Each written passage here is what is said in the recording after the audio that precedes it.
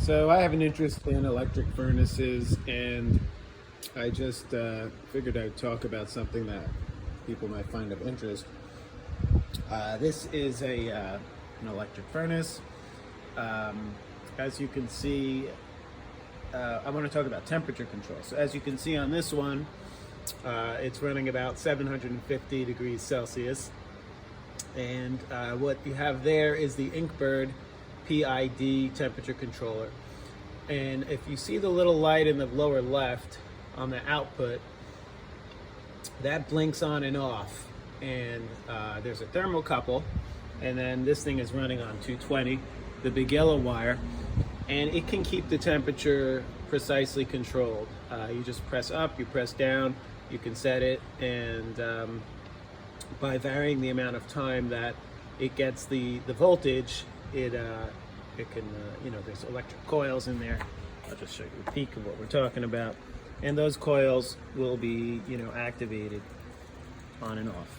So that's a really sophisticated way of keeping temperature.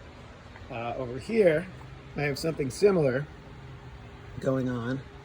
I have a power regulator, which is an SCR, and I have a thermocouple. And you see I have this one set at about, well, it's not set. I have to keep playing with it, but right now I'm about 960 degrees Celsius. I'm actually melting some brass here. And you can see the thermocouple going in, and you can see the power. This is running on 120, but it's a lot more tricky because I have to sit here and keep pushing the button up and down and watching the temperature, because I'm trying to keep it at about 960.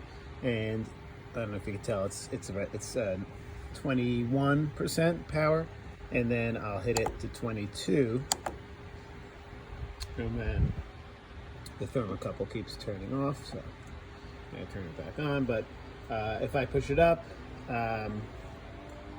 maybe I go to 23, it'll start rising, and then it'll get into the range that I'm trying to accomplish. So this obviously requires constant babysitting, but it's a little bit easier to set up. The PID is a more sophisticated technique. Let's just check on the brass while we're talking about this, and yep, looking pretty good there. So that's it. Two different ways of controlling temperature on an electric furnace.